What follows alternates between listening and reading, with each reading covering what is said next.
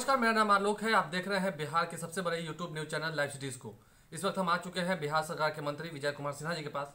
Sir, Congress rally करने वाली है एक ऐतिहासिक। अब महागठबंधन के सभी नेता भी इसमें शामिल होंगे। आज तेजस्वी यादव ने भी हामी बोल दी है, लेकिन 2 दिन पहले तक कोई निमंत्रण नहीं दिया गया था।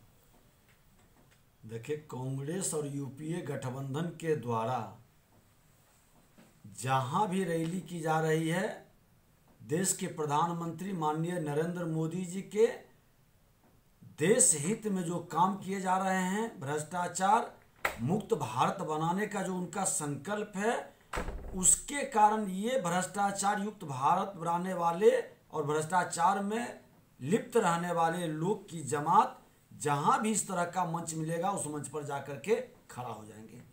भयभीत हैं, डरे हुए हैं, सहमे हुए हैं और भयभीत लोग अपनी सारी नीति सिद्धांत को छोड़कर अपने अस्तित्व बचाने के लिए एकजुटता प्रदर्शित कर एक वातावरण बना रहे हैं, अपने मन को एक दिलासा दिलाने का प्रयास कर रहे हैं।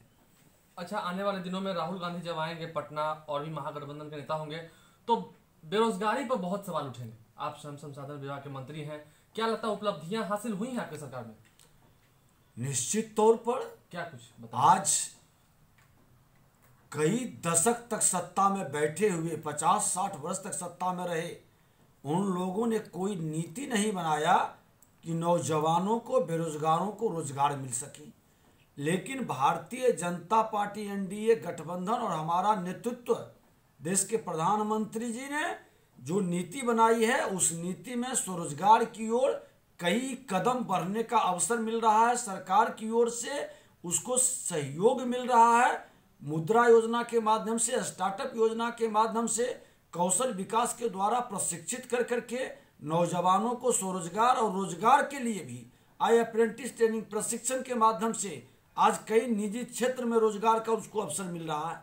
ये नीति कहीं न कहीं आज के नौजवानों के लिए वरदान साबित हो रहा है। ये नीति पहले ही बन जाती तो आज चाइना के तरह हर घर में कल कारखाना, लघु कुटीर उद्योग होता, जो कि एक नौजवान अगर जो स्वरोजगार की ओर कदम बढ़ाता तो कम से कम आधे दर्जन लोगों को रोजगार का अवसर मिलता।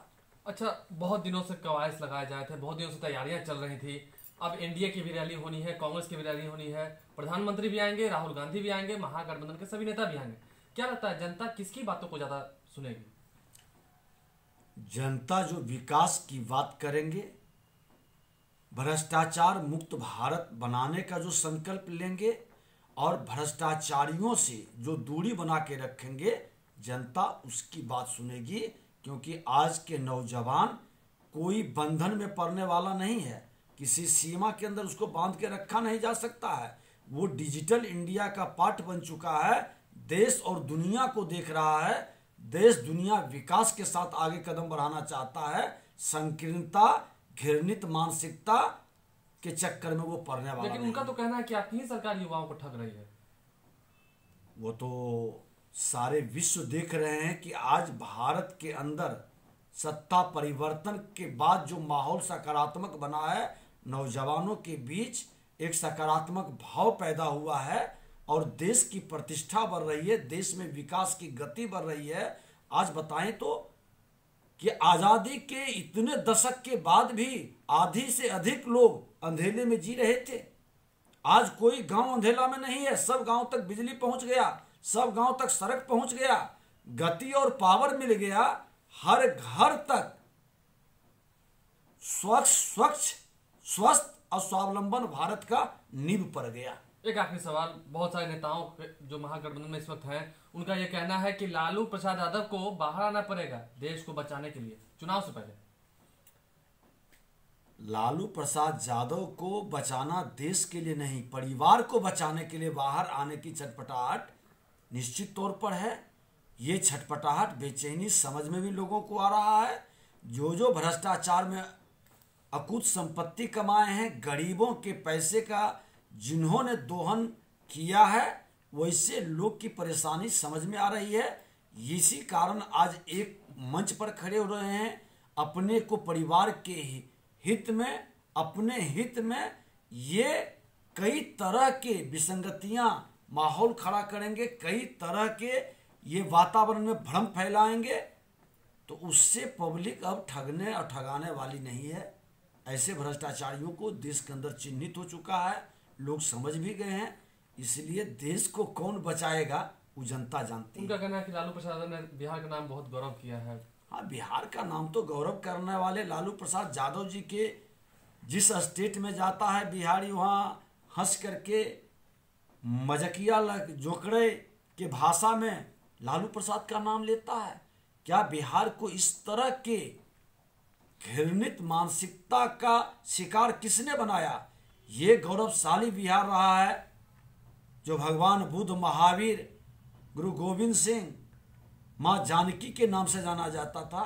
आज़ादी के पीरियड से आज डॉक्टर राजेंद्र प्रसाद जी के नाम से, आज श्री बाबू बिहार के प्रथम मुख्यमंत्री विकास का जो एक नया पटल बनाए, लोकनायक जयप्रकाश नारायण जी के नाम से जाना जाता है।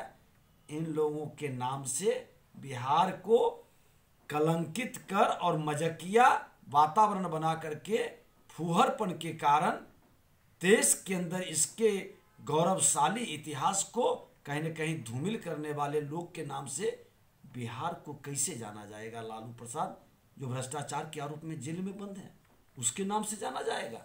ऐसी सोच और ऐसी मानसिकता रखने वाले लोग कहीं न कहीं बिहार के साथ नाइंसाफी कर रहे हैं। बिहार के लोगों के साथ नाइंसाफी नहीं होने देगी एनडीए की सरकार, ऐसा कहना है श्रम मंत्री विजय सिन्हा जी का। आने वाले दिनों में 2 बड़ी रैलियां होनी है, आकांक्षा रैली और एनडीए की भी रैली होनी है। किसमें ज़्यादा भीड़ जुट रही है, किसमें कौन से नेता क्या बयानबाजी कर रहे हैं, उन बयानबाजियों से हम आपको रूबरू करेंगे। यदि अभी तक आपने हमारे चैनल को सब्सक्राइब नहीं किया है तो जरूर सब्सक्राइब करें, साथ साथ livecities.in पर बने रहें, विस्तार से खबरें पढ़ते रहें और हमारे साथ आपके साथ बना रहेगा। धन्यवाद।